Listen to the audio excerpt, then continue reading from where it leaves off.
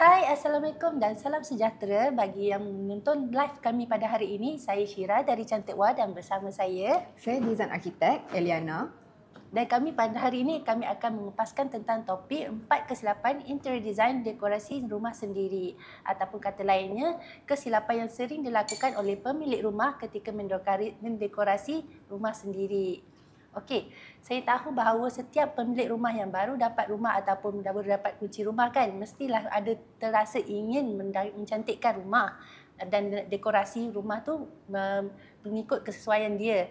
Tapi dalam sedar tak sedar kita akan melakukan kesilapan yang sering dilakukan, iaitu salah satunya yang akan kita bincangkan pada hari ini iaitu tiada perancangan ataupun proses yang sepatutnya dilakukan, ataupun dalam kata lainnya mereka sering melakukan trial and error. Okey, Puan Eliana, mungkin Puan Eliana boleh beritahu ataupun ceritakan sedikit kenapa sering pemilik rumah ni melakukan kesilapan yang tiada perancangan sebelum mereka mendekorasi rumah dia orang.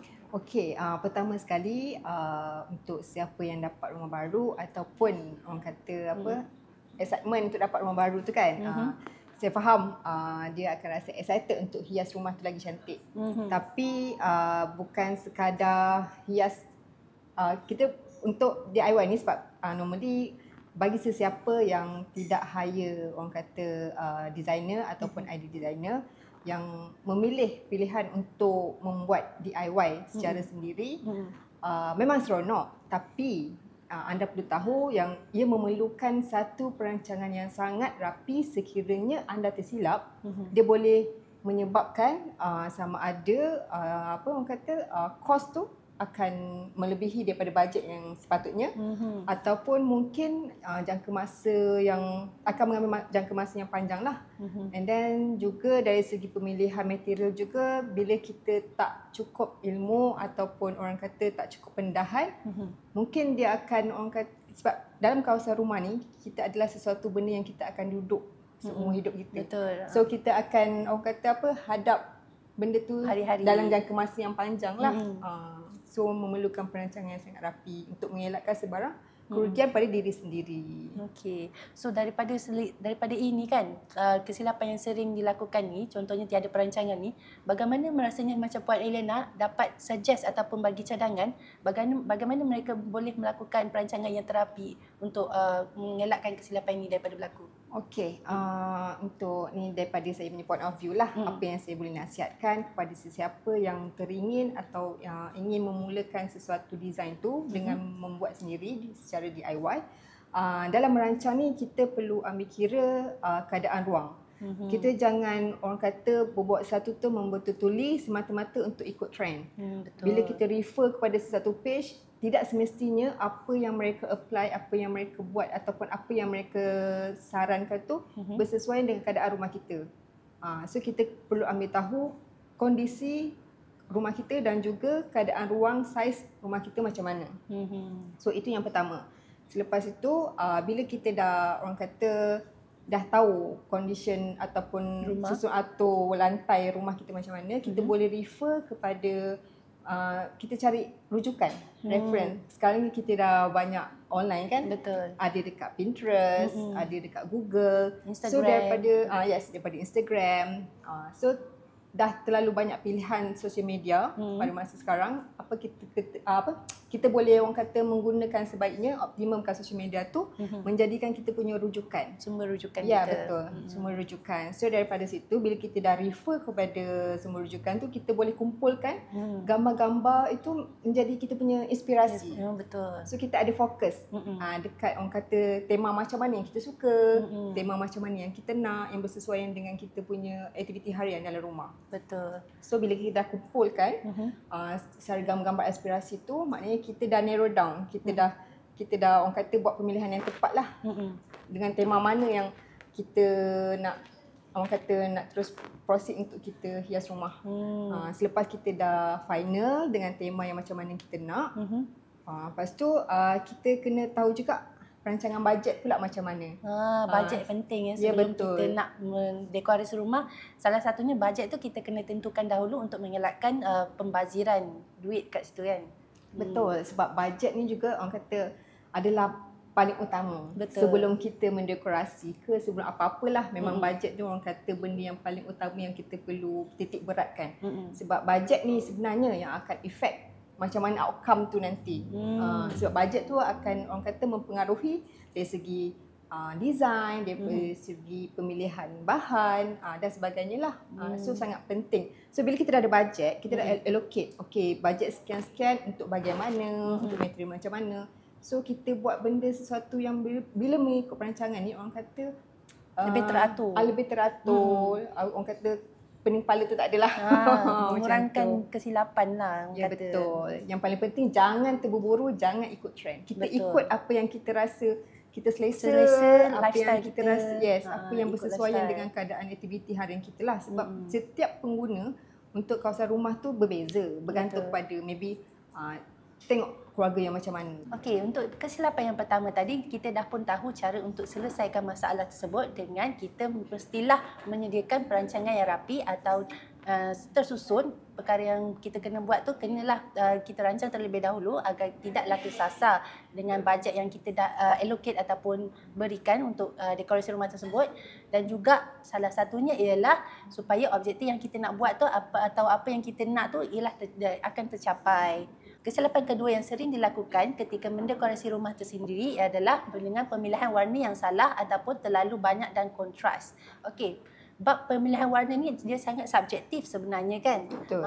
Sebabnya dia salah kalau ikutkan pemilik rumah tu mestilah dia nak ikut warna yang dia suka. Betul. Tapi salah satunya jika kita ikut apa yang kita suka mungkin tak sesuai dengan apa yang ada dalam rumah tersebut ataupun aksesoris. Contohnya saya nak sampaikan dekat sini, mungkin dia suka contoh warna hijau, tetapi barangan dalam rumah tu mungkin dia tercampur ataupun ada barangan yang berwarna hijau, ada berwarna atau barangan yang berwarna pink. So dia tak sesuai kalau dia nak applykan warna yang dah lain ataupun kontra daripada warna barangan dalam rumah tu, which is rumah tu akan jadilah cacar marbah lah orang kata. Warna tu tak sesuai ataupun dia tak tercapai konsep yang dia nak. Bagi Puan Eliana kan, macam mana cara untuk mengatasi kesilapan yang house owner patut buat dalam memilih warna yang sesuai untuk rumah mereka? Okey, untuk kesilapan yang kedua ni daripada pemilihan warna. Pemilihan warna ni orang kata agak ekstrim lah, agak yang paling utama lah yang akan orang kata akan efek suatu ruang tu.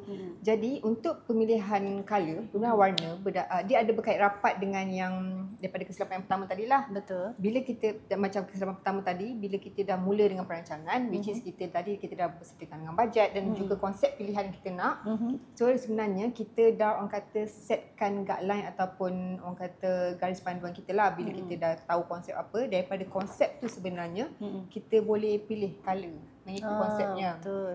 Sebabnya kalau misalnya kata, ya betul, kita dah ada konsep, garis panduan. Kita dah ada lah panduannya kan. Sebab kita untuk sesuatu konsep dia dah ada colour yang spesifik macam pastel ke ataupun colour yang bold ataupun colour yang orang kata yang bersesuaian lah mengikut konsep. Misal kata kalau macam Muji kan, kalau Muji tu kita boleh nampak macam material tu lebih kepada macam warna putih, warna nude colour. And then daripada material pun dari segi laminate yang kayu-kayu, yang colour-colour yang soft. Colour-colour wood. Ya betul, colour-colour wood. kayu. And then kalau jenis yang macam orang kata English ataupun colonial ke, dia akan ada banyak fabric, dia akan banyak colour yang kontras.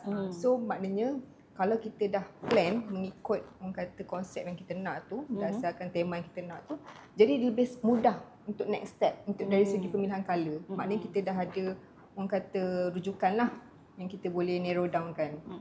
And then bukan itu saja, untuk dari segi pemilihan colour juga, kita boleh refer kepada colour palette. Betul. So kalau bagi sesiapa yang tak familiar apa itu colour palette, you guys boleh orang kata Google ke ataupun tengok kat Pinterest. Sebab bila kita tulis colour palette tu, dia akan appear macam jenis colour-colour yang kombinasi colour-colour yang bersesuaian lah. Sekiranya puan ataupun tuan lebih berminat kepada colour hijau, so nanti kalau once kita orang kata search ataupun mencari carian colour palette hijau tu, dia akan keluar sekali orang kata list colour yang boleh orang kata akan harmoni mengikut colour palette tu. Maksudnya kita dah boleh tahu dah, okay, main colour kita hijau. So maknanya bila dah ada susunan colour palette tu, kita dah boleh tahu dah secondary colour macam mana, tertiary colour macam mana. Orang kata bila kita combine tu, kita boleh nampak sesuatu ruang tu harmoni lah. Tak adalah orang kata cacat macam marble. Macam tu. Okay. And then, Saya ada satu lagi soalan nak tanya Puan Eliana lah, sebab baru teringat. Kita kan kalau macam dah pilih colour warna dinding kan, better kalau kita cari ataupun cari aksesoris dahulu ke, barang dekorasi dulu ke, ataupun kita pilih dulu warna untuk dinding tersebut? Okay, untuk aksesori ni actually aksesori ni lebih kepada untuk mencantikkan satu ruang sebenarnya. Okay, yang first, yang paling penting sekali adalah kita kena refer pada perabot dulu. And then perabot jenis apa yang kita nak pakai, and fabric jenis apa yang kita nak pakai. And then bila kita dah tahu tema dan konsep tu, baru datangnya colour dinding tu. Untuk aksesori ni dia lebih kepada macam colour yang ketiga lah, macam colour yang minimum yang kita perlu orang kata untuk menaikkan seri, untuk pop upkan kawasan tu saja. So aksesori tu boleh datang last sekali after kita dah provide atau sediakan benda-benda keperluan yang utama lah.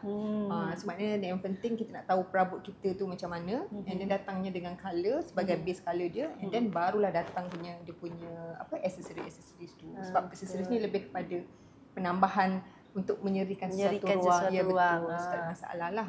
So kat cadangan ni kat sini adalah tips dia, cari dulu perabot, baru warna dinding, dan seterusnya baru boleh cari aksesoris dalam dekorasi rumah tu lah. Betul. Okay. Lepas tu kalau misal kata, sebab yelah kalau macam perabot ni, kalau custom tu tak ada masalah. Kalau macam custom tu, maybe kita boleh tentukan dulu colour cat dinding kita apa, and then later on bila kita custom tu boleh ikut apa yang bersesuaian dengan colour cat lah. Tapi macam colour cat macam bagi sesiapa yang orang kata, yelah DIY kan, bagi sesiapa yang dah ada spesifik, maknanya dia dah beli furniture dulu. Betul. So maknanya yang utama bila dia dah beli furniture dulu, and then colour dinding tu kita boleh bertukar-tukar mengikut kesesuaian. Betul. So dia terpulang. Dia boleh either one lah, sama ada nak tentukan yang cat yang utama ataupun perabot lah. Tapi selalunya perabot ni benda yang dah sedia ada kat kedai. So colour dan pemilihan tu agak terhad. So betul. Berdasarkan daripada furniture atau perabot yang sedia ada tu, kita boleh main dengan colour lah. Macam tu. And then barulah aksesoris.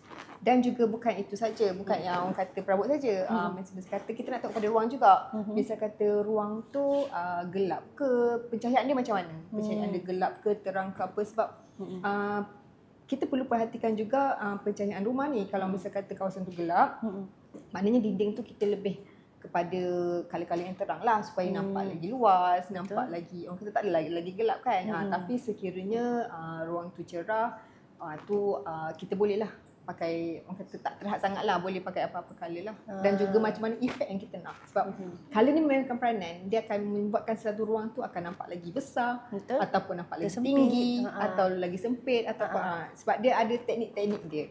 So yang tu maybe nanti kita boleh explain further lah nanti later on kan. Macam misal kata kalau kita nak nampak, kalau ruang tu terlalu macam orang kata ruang tu terlalu tinggi, kita nampak agak rendah, kita maybe boleh shielding tu kita kalikan gelap.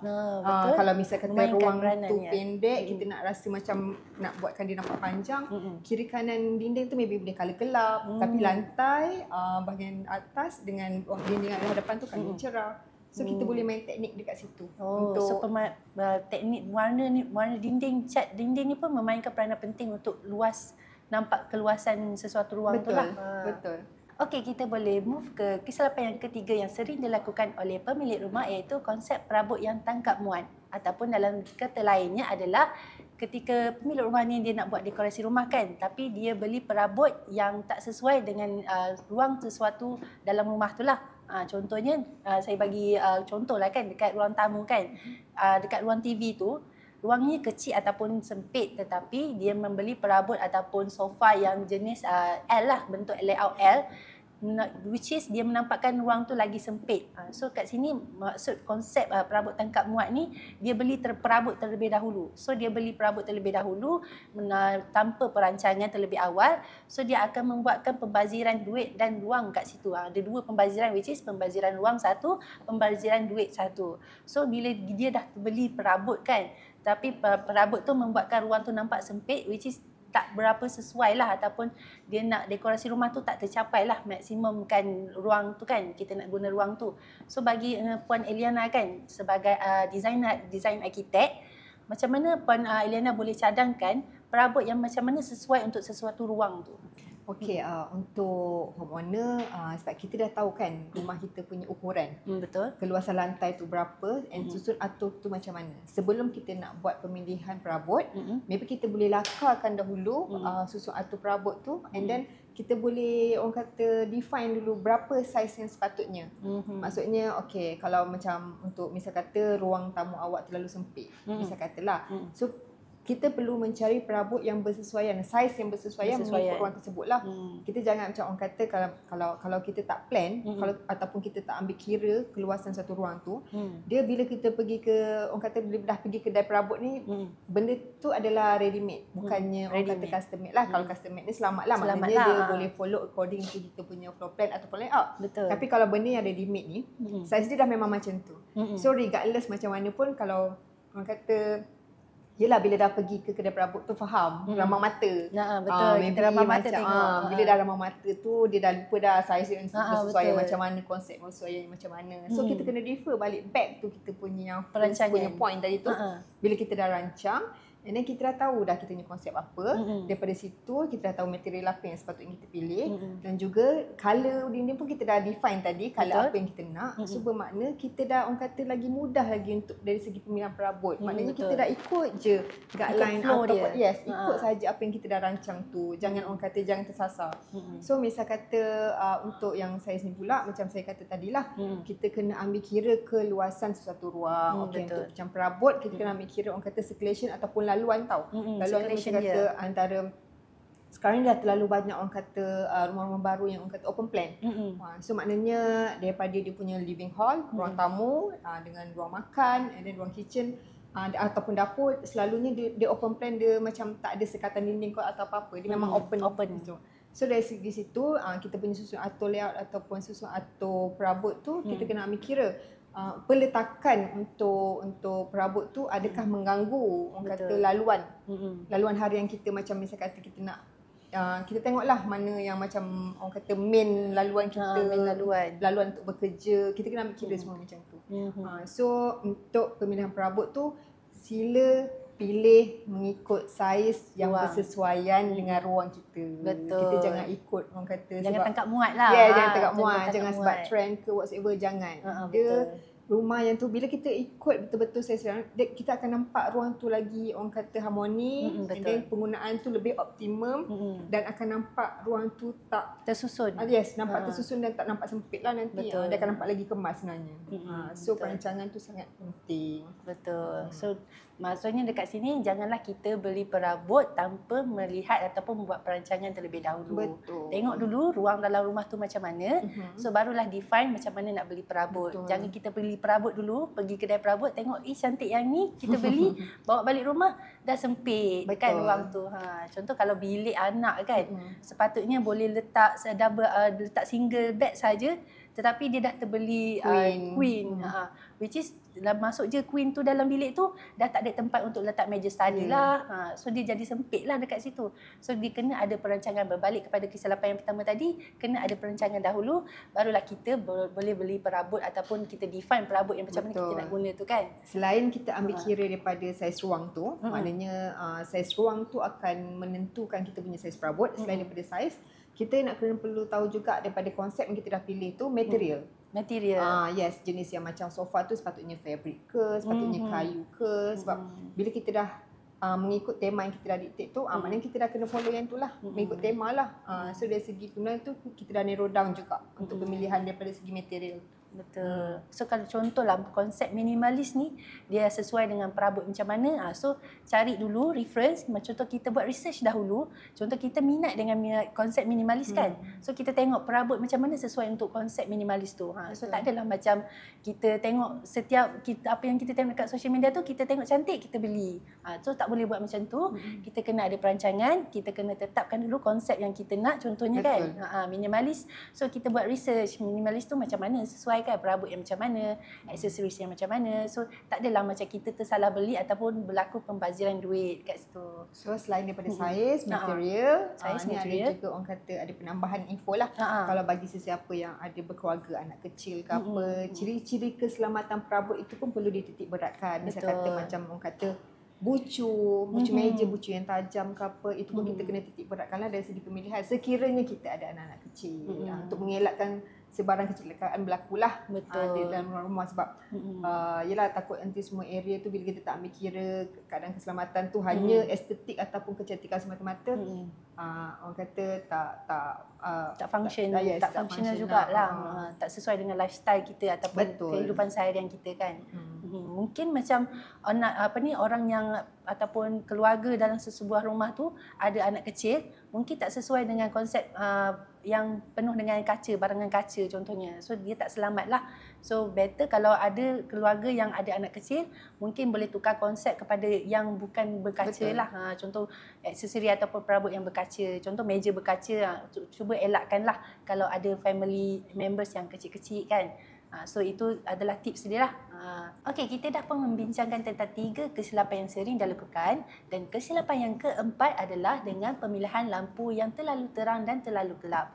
So bagi pemilik rumah di luar sana, ada yang menganggap setiap lampu tu sama pencahayaan dia. Sebenarnya tidak sebenarnya.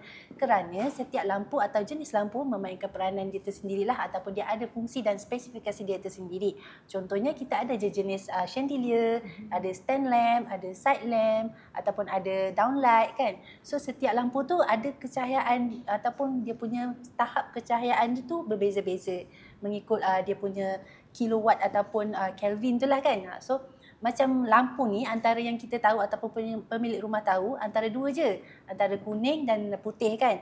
So sebenarnya kita nak cerita kat sini, lampu tu lebih banyak lagi sebenarnya dia punya temperature ataupun dia punya tahap pencahayaan tu lah. So bagi Puan Eliana kan, boleh Puan Eliana macam ceritakan jenis lampu yang macam mana sesuai untuk sesebuah ruang tu. Okey, untuk lampu ni kita letak pada 2 kategori lah. Di mana jenis-jenis lampu dan juga jenis-jenis pencahayaan. So yang kita mulakan dengan jenis lampu lah, sebab lagi senang kan. Sebab jenis pencahayaan tu lebih kepada detail lah. So untuk jenis-jenis lampu ni dia mengikut ruang. Setiap ruang ni dia memerlukan teknik pencahayaan yang berbeza. So dia ikut suasana, seperti macam ruang tamu. Okey, ruang tamu ni adalah orang kata ruang yang fokus utama untuk setiap kediaman lah, standard lah kan, tempat kita berkumpul, tempat kita meluangkan masa bersama keluarga. So orang kata itu adalah fokus ataupun ruang utama dalam satu rumah. So untuk bagi ruang tamu ni yang orang kata main lampu ataupun lampu utama yang biasa dia gunakan adalah downlight lah. Yang seperti kita tahu downlight yang kita letak dekat ruang shieling tu kan. Itu adalah downlight lah. Itu adalah ruang lampu utama yang akan digunakan. Dan juga kita untuk lampu ni kita ada 2 lah. Satu lampu utama di mana lampu tu memang kita perlu untuk kat ruang tu, ataupun yang keduanya adalah kita consider sebagai macam lampu tambahan ataupun sebagai aksesoris macam tu lah. So macam kalau macam ruang tamu ni kita boleh guna juga untuk macam lampu berdiri ataupun kita panggil stand lamp. And then ataupun lampu meja, dia lebih kepada untuk menambahkan seri ataupun menambahkan pencahayaan sesuatu ruang tu, ataupun kita memerlukan misal kata kita memerlukan pencahayaan yang spesifik lah untuk secondary light. So maknanya yes, betul, secondary light. So maknanya kita boleh guna macam stand lamp dengan lampu meja tu semualah untuk ruang tamu lah. And then kita move kepada bahagian ruang dapur pula. Untuk ruang dapur ni kalau kita perasan mostly penggunaan pendant light. Pendant light ni ataupun lampu gantung. Yang selalu yang panjang tu kan. Okey. Kira macam kita nak menaikkan seri satu ruang dapur tu, ataupun kita nak menambahkan lagi elemen-elemen dekor dekat dalam ruang dapur, dan juga dapat menambahkan juga personality ruang dapur tersebut. Itu yang kita panggil pendant light lah. Pendant light ni ada banyak sangat design. So dia bergantung pada konsep kita. Betul. And then next standard adalah ruang makan lah. Okay, ruang makan ni adalah orang kata ruang tumpuan juga selain daripada ruang tamu. Betul. So untuk ruang makan ni selalunya pemilihan lampu ni adalah lampu yang dim, lampu yang malap. Yang boleh laras. So macam untuk mewujudkan mood ataupun kesedaran yang mengikut kesesuaian lah. And then kalau orang kata nak bagi nampak orang kata wow lagi, kita boleh mencantikkan ruang makan ni dengan menggunakan lampu chandelier. Kalau chandelier tu kan ada orang kata efek-efek mahal, luxury kan. Betul. So untuk chandelier tu pula standardnya okay, kalau ini untuk orang kata tips lah. Kalau misal kata untuk ruang makan, misal kata kan peletakan meja makan kita tu, and then kita nak tahu berapa tinggi patutnya kita gantung lampu chandelier ataupun candlelight untuk dekat atas meja makan tu. So kebiasaannya untuk chandelier ataupun candlelight kita akan ambil ukuran lebih kurang lah 30 ke 35 inci daripada permukaan meja. So maknanya daripada permukaan meja makan kita tu kita ambil ukuran 30 ke 35 inci ke atas. Bermulanya kita punya chandelier ataupun candlelight lah. So untuk menampakkan orang kata proportion ataupun cantik lah untuk suatu ruang tu, peletakan yang betul untuk ruang makan. And then selain daripada tu bilik tidur. Okey, untuk bilik tidur pula dia bergantung kepada pemilihan mentol yang tidak terlalu terang lah. Sebab yelah macam bilik ni adalah tempat kita nak beristirahat. Selalunya kalau untuk beristirahat ni kita lebih kepada pemilihan warna kuning ataupun kita panggil warm light. Dia akan bagikan suasana relax macam tu. And then dan juga kalau sekiranya terdapat ruang ataupun ruang kerja ataupun ruang belajar ke apa, okey, untuk kawasan tu kita memerlukan orang kata cool light lah, macam dia lebih terang kepada lah. betul-betul terang dan putih. Sebab lampu putih ni dia akan membantu kita untuk meningkatkan orang kata productivity dan juga fokus kita terhadap pekerjaan yang kita lakukan lah. Aktiviti kita tu ya, lah. betul. Itu secara orang kata dasar secara basicnya lah untuk ruang-ruang rumah yang ada.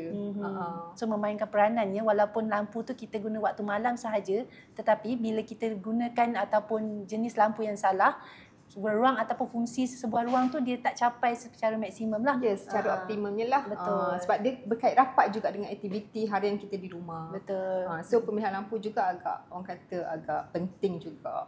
And then juga dalam segi lampu tu selain daripada lampu, kita sebab lampu ni memang banyak design, tapi betul. dalam satu lampu dia still ada mentol bulb dia. tu kan. Bulb dia. Itu yang kita kena pastikan dia punya watt tu lah, macam Syira cakap sebelum tadi, kita kena pastikan watt dia. Sebab kita boleh tengok keluasan satu ruang, kita tengok berapa watt yang diperlukan untuk satu ruang tu, kita boleh buat pengiraan lah.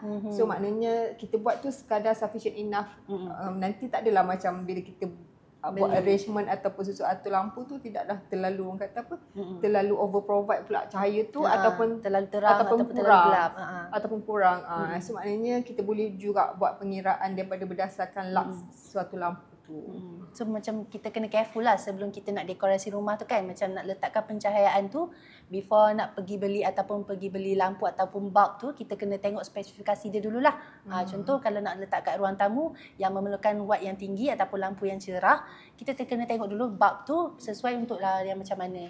So kalau macam kita nak warna warm kan, saya sikit ada belajar lah macam untuk kita nak tengok dia punya tahap ataupun dia kuning ataupun cerah ataupun putih tu, kita tengok kepada dia punya Kelvin K yang dekat kotak-kotak bulb tu kan. So kalau macam 1500 dia adalah warna kuning lah. Betul. So kalau macam 6000 Kelvin dia lebih kepada putih ataupun lebih terang. So kalau nak tahu juga, nak tahu lebih lanjut, boleh je kita google atau research dahulu jenis lampu yang kita nak guna untuk sebuah ruang tu. Sekarang kita boleh refer kepada social media ataupun orang kata internet sebab dah banyak information dah. Banyak. So maknanya bila orang kata bila kita pergi refer kepada kedai ke apa tu, kita dah ada panduan lah. Tak adalah senang-senang kita simply beli ditipu saja oleh orang penjual ke apa kan. So bila kita ada knowledge tu, dia membantu kita untuk membuat keputusan yang betul, keputusan yang baik lah dari segi pemilihan. Tapi sekiranya macam memerlukan advice juga, tak ada masalah, boleh juga refer kepada orang yang profesional. Boleh tanya sepatutnya. Nak lagi senang, orang kata boleh je hire designer kan. Betul. Itu lagi bagus. Untuk kita settlekan semua, tak payahlah kita yang macam pening-pening untuk fikir lampu apa nak guna kan. So nak buat research dahulu dan nak buat planning. So kalau macam kita tak nak dekorasi rumah sendiri ataupun buat DIY, boleh je upah ataupun hire designer ataupun orang yang berprofesional lah. Untuk kita lantik sebagai kita punya consultation untuk buat dekorasi rumah tu. Tapi maybe juga boleh kita suggestkan macam orang kata semi DIY. Kalau macam DIY ni maybe dari orang kata dari pemahamannya buat everything buat sendiri. Tapi misal kata macam DIY ni dari segi design sampai lah execute ataupun cari barang tu itu adalah 100% DIY lah. Tapi sekiranya orang kata memerlukan nasihat ataupun orang kata advice daripada profesional seperti designer, boleh juga still boleh DIY, bermakna macam kita boleh refer kepada designer ni. Untuk ID ni kita refer untuk bahagian design saja. Maksudnya kita boleh sediakan moodboard, kita boleh sediakan design, kita boleh buatkan apa orang kata layout, furniture layout. So maknanya bila kita designer dah prepare, dah providekan ataupun dah hasilkan design proposal tu, and then the next step tu anda boleh DIY. Tak ada masalah. Maknanya dah tahu dah, okay, saya kena cari lampu yang macam ni, lampu macam mana, saya kena perabot cari macam perabot mana, macam mana, material macam mana, saiz dia berapa. So dokumen daripada designer tu dah boleh refer dah sebagai rujukan untuk kita DIY. Tak ada masalah pun. Itu salah satu tips lah kita boleh bagikan daripada kita sediakan dari mula, kita ambil hire consultation untuk dia sediakan lah barangan atau barangan pula, dia boleh sediakan proposalnya dan kita beli sahaja barang apa yang ada dalam proposal tu. Tapi dari segi pemasangan, dari segi apa tu, still kita boleh DIY sendirilah maksudnya. Cuma kita orang kata perlukan guideline ataupun garis panduan je daripada profesional. Itu boleh juga, tak ada masalah. Okey. Itu sahaja yang kita dapat kongsikan hari ini, iaitu 4 kesilapan. Untuk saya recap balik, antara kesilapan yang dilakukan adalah antaranya tiada perancangan. Yang pertamanya, kesilapan yang pertama. Dan yang kedua, dia buat pemilihan warna yang salah ataupun warna cat yang salah. Ketiga, ataupun dia membuat konsep perabot yang tangkap muat, which is membeli perabot yang salah untuk setiap ruang. Dan keempat tadi kita bincangkan tentang pemilihan lampu terlalu terang ataupun terlalu gelap. So apa yang kita sampaikan hari ini harapnya bermanfaat lah untuk semua yang harapnya dapat membantulah, dapat sedikit sebanyak orang kata mendapat ilmu lah daripada apa yang kami sharekan ni. Betul. So harapnya dapatlah selepas ni kita ubah ataupun ubah mindset kita. Before kita nak dekorasi rumah tu, kita perlulah buat perancangan dahulu. Okey. So itu sahaja daripada kami, saya Syira dan Puan Eliana hari ini. Harapnya bermanfaat untuk semua. Selain daripada tu, sebelum lupa, kau mungkin ada beberapa persoalan sebab maybe untuk next live ke, kalau orang kata ada apa-apa persoalan yang bermain kat fikiran dan nak tanya kepada Cantik Wall, boleh je DM kami, boleh je WhatsApp kami, tak ada masalah. Tim kami akan bantu. Okey. So itu sahaja dari kami. Selamat berhujung minggu. Assalamualaikum.